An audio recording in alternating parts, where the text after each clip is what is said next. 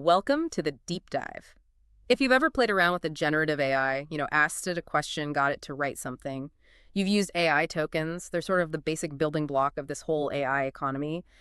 Today, we're really going deep for you, our mission, to map out the entire journey of creating one of these tokens, from like the raw silicon all the way to the text appearing on your screen. We want to figure out what it actually costs. Yeah, and it's one of those things where the simple answer can be really misleading.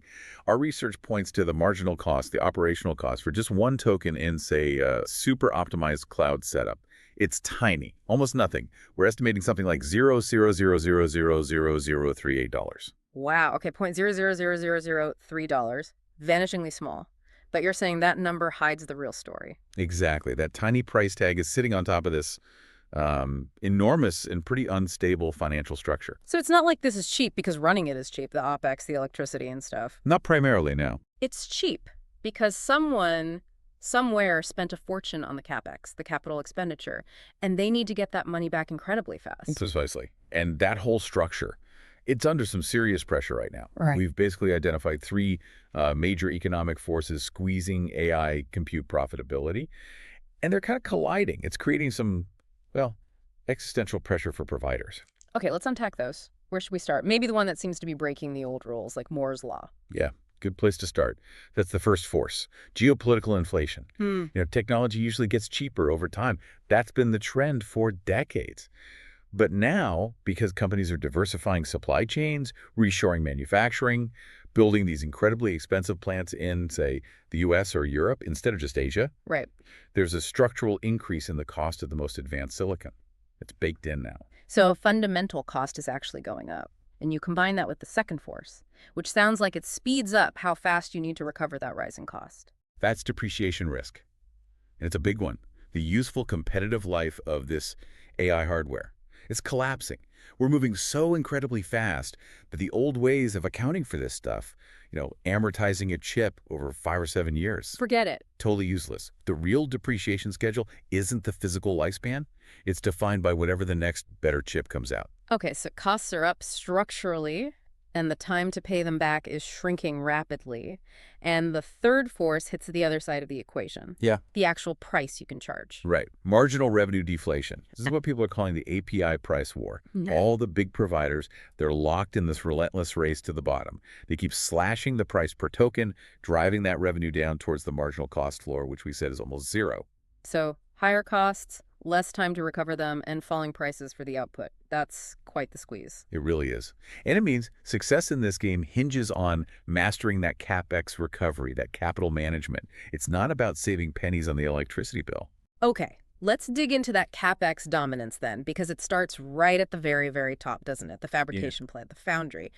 Getting into this game requires just staggering amounts of money. The scale is hard to comprehend, really. Just to build one factory, a state-of-the-art fab that can handle, say, 3-nanometer chips, which you need for the really advanced AI stuff. Yeah.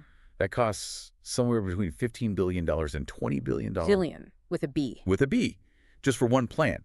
And that huge entry cost, well, it naturally limits the competition. There are only maybe 3 or 4 companies globally that can even play at that level. And once the factory is running, the raw material itself, the silicon wafers, they're getting way more expensive too. This is that geopolitical inflation you mentioned showing up directly. It is. A single wafer, 300 millimeters across with the latest 3-nanometer node, sometimes called M3, it now costs between $20,000 and $25,000. For one wafer. For one wafer. Right. And that's a huge jump, like 25% compared to the previous 5-millimeter generation, which was already expensive at around $16,000. So, yeah, Moore's Law, the idea that chips get cheaper or faster, predictably, it's pretty much on hold at the cutting edge right now. And it gets even worse initially, right? Because of this thing called the yield volatility trap. Can you explain that, the effective cost per usable die? Yeah, think of it like baking, but with incredibly complex, multi-billion-dollar ovens. When you first fire up a brand new, super advanced process like 3-nanometers, especially the early versions like N3B, you mess up a lot.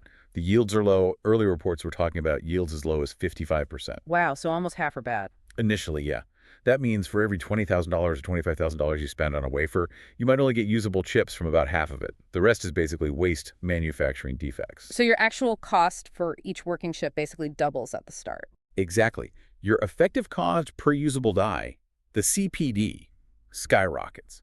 And this is why the big chip buyers, the Googles, the Amazons, the NVIDIAs, they're often willing to pay a premium to use slightly older, more mature, stabilized nodes. Because the yields are reliable. Right. Where the yields are consistently over 90%, they're essentially paying for insurance against that initial volatility. Right. It lowers their real cost per working chip in the end. Okay, so eventually we get working chips, they get packaged into a GPU, and this is where we hit what you called the NVIDIA margin choke point.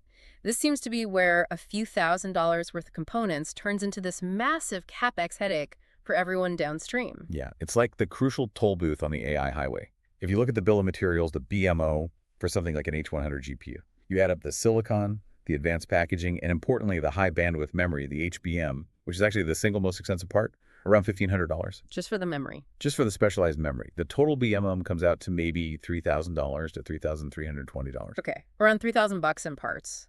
But the selling price? The selling price for that same H100 can easily hit $30,000. Sometimes more, depending on demand and contracts. 10 times the cost of materials, 1,000% markup. Well, that's not just manufacturing profit. No, it's way beyond that.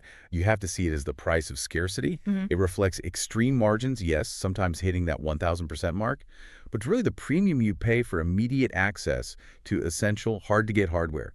You're paying for guaranteed delivery for the software ecosystem that makes it usable, the scarcity tax. And that $30,000 becomes the biggest single CapEx line item for the cloud providers, buying these things in bulk. Right. And that $30,000 CapEx charge leads us straight into the total cost of ownership, the TCO. You said earlier that normal financial models just break down here. Why is that? They break because the physical life of the chip is almost irrelevant. It's the competitive life that dictates everything. Financial analysts are starting to really flag this now. The rapid depreciation of these AI assets. That's the biggest expense, potentially a huge hidden risk on balance sheets, not electricity. Because you have to write them off so fast?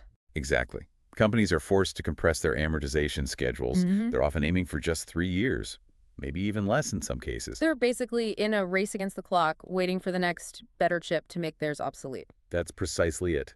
We used to plan data center budgets thinking components would last 5, maybe 7 years. Standard stuff. Now, the model is based on the marketing cycle of the next product release. If everyone knows a chip that's 30% faster and 40% more power efficient is coming in 18 months, that $30,000 GPU you just bought, it effectively just lost a huge chunk of its value overnight. If you haven't made most of your money back within that roughly 3-year window, you've lost the depreciation race. We even hear anecdotes, the GPU prices can drop 30% year over year in the secondary market. That reinforces the pressure. And this enormous depreciation cost, this need to write off $30,000 in just 3 years, it completely overshadows what most people probably think is the big AI cost, electricity. This is maybe the most counterintuitive but crucial economic point. Yeah. Yes, global data center energy use is climbing fast, maybe doubling by 2026, according to some projections. That's a real concern for the grid. But the marginal cost of the electricity to produce one AI token in an optimized setup, it's tiny. Powering one of these high-end H100 GPUs 247 for a whole month. It might cost about $60 in electricity, assuming you get decent industrial rates. Okay, so let's put those side by side for the listener. The cost breakdown for producing a token. How skewed is it between the CapEx write-down and the OpEx, like energy? It's incredibly skewed. That GPU depreciation, driven by having to amortize it over just 3 years, that accounts for something like 59% of the total cost to produce a token in our model. 59%. Wow, the majority is just writing off the hardware cost. Exactly. And the energy. Even if you include cooling costs and assume you're using relatively cheap renewable power, it's only about 0.9% of the total cost, less than 1%. Okay, so the big challenge isn't the electric bill, it's paying off that $30,000 piece of hardware before it becomes obsolete. That's the dominant operational challenge, yes. How fast can you write off that CapEx? But the cost of that electricity, even if small per token, still varies a lot by location, right? And that does have long-term consequences. Oh, absolutely. It creates these massive geographical cost differences that can become structural handicaps. We see industrial electricity rates, say, in the European Union being 90% to maybe 112% higher than in parts of Asia. So if you're trying to run a massive AI inference operation in a region with persistently high energy costs, You're at a permanent disadvantage. a crippling one. long-term. Hmm. You simply can't compete on price with providers located where power is consistently cheap. And this economic reality is kind of forcing compute infrastructure to cluster in those cost-advantaged regions, which, ironically, might also increase geopolitical concentration risks. Right. Meanwhile, while providers are struggling with these rising capex costs and depreciation, the actual price they can charge for the end product, the token, is just plummeting, that inference price war you mentioned. Yeah, the market dynamics are just hyper-deflationary right now. If you look at the cost to get performance equivalent to, say, GPT 3.5, Hmm. that cost has fallen by over 280 times between late 2022 and late 2024. 280 times cheaper. In terms of performance per dollar, yeah, it's an incredible drop, and the market leaders are pushing it down relentlessly. Look at OpenAI. They brought out models after GPT-4 that cut the price for output tokens by 83%. They're aggressively pushing prices down towards that minimal operational cost floor we talked about. It makes it incredibly tough for anyone who isn't hyper-efficient. So this is the real paradox, isn't it? The price for the user is crashing down because of competition, but the underlying cost for the provider to even build the capacity is going up because of things like geopolitics and chip complexity. That collision, that paradox, really defines the whole economic challenge for AI right now. Okay. And we're seeing the consequences ripple up the chain. That structural inflation surcharge. Mm-hmm. TSMC, the main chip manufacturer, is reportedly planning price hikes, maybe up to 10% on their most advanced chips. And they're explicitly linking it to managing geopolitical risks and the higher costs of building these new fabs in places like Arizona, which are just inherently more expensive than their established hubs. This directly counters that historical deflationary trend, that Moore's law effect the industry always relied on. And beneath all this expensive, complex manufacturing, there's still this incredible reliance on just one company for a critical piece of technology. Yeah, the ultimate choke point. ASML holding NV, they have a complete global monopoly on extreme ultraviolet lithography, EUV. That's the super complex machine using specialized light to etch the tiny patterns needed for chips at 7 millimeters and below. All the cutting-edge AI accelerators depend on it. So no EUV, no advanced AI chips. Pretty much. Which makes ASML's technology, and who gets access to it, a massive geopolitical lever, and it's a huge concentration risk for the entire industry. Okay, so given all this, the high capex, the NVIDIA premium, the margin pressure, how do the big cloud players, the ones actually fighting this price war, try to defend themselves? Well, the main strategic defense is vertical integration. You see companies like Google developing their own chips, the TPUs, tensor processing units, and Amazon with their Inferentia and Trainium chips. These are ASICs, application-specific integrated circuits. Meaning they're designed just for AI tasks. Exactly. Unlike a general-purpose GPU, these ASICs are often designed purely for inference running the models or sometimes specifically for training.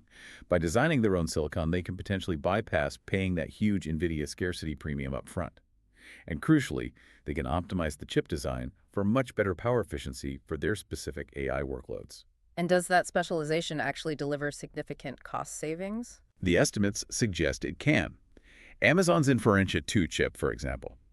It's estimated it could offer up to a 60% cost reduction for inference compared to using a standard GPU. 60%, that's huge. It is. They achieve that partly through better energy efficiency, giving them a permanently lower marginal operating cost floor.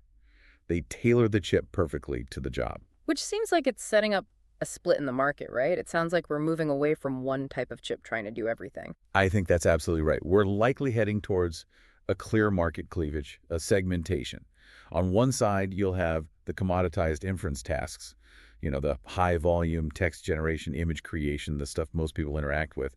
That's likely going to be dominated by these vertically integrated players using their custom ASICs. Yep. They'll compete on razor-thin margins and absolute efficiency. And the other side. That's the high-value, cutting-edge stuff, training the massive next-generation models, complex scientific simulations, drug discovery. That will likely remain the territory of the most powerful, often general-purpose GPUs. But playing in that space will require constant, aggressive capital investment cycles. You have to keep buying the latest, greatest, most expensive hardware and master that brutal depreciation race we talked about. Wow. This has been incredibly insightful. A real deep dive into the nuts and bolts, or maybe the dollars and cents of AI tokens. I think the key takeaway, the main insight we've uncovered for you listening is this. The economics of AI right now, They aren't really defined by how efficiently you run the models day to day, the OpEx. They're defined by optimizing the total cost of ownership, the TCO. And that means winning this desperate race against technological obsolescence. The real cost driver for that tiny token price is how quickly you can pay off that incredibly expensive hardware, probably over just 3 years. Yeah, it's fundamentally a game of capital management and supply chain mastery, almost more than it is a software algorithms game at this point. When you factor in all the volatility and the concentration risks we discussed, relying on TSMC capacity, the ASML monopoly, even the supply of things like HBM memory, success really seems to hinge on being a sharp financial player, a logistics expert, maybe even a geopolitical strategist, not just a brilliant AI developer. Which brings us to a final, maybe provocative thought for you, the listener, to consider. If you were running an AI company today, knowing that depreciation risk is your absolute biggest financial enemy, what's the defining choice you face? Do you gamble? Do you make a huge upfront CapEx bet, build your own infrastructure on-premise, hoping for maybe a 35% cost saving in the long run if you can keep it fully utilized and if it doesn't become obsolete too fast? Or do you play it safer? Stick with the cloud providers, pay their higher costs, but effectively hedge yourself against that terrifying risk of your expensive hardware becoming a paperweight almost overnight. Mastering that CapEx versus OpEx trade-off, navigating that risk, that really feels like the new competitive battlefield in AI.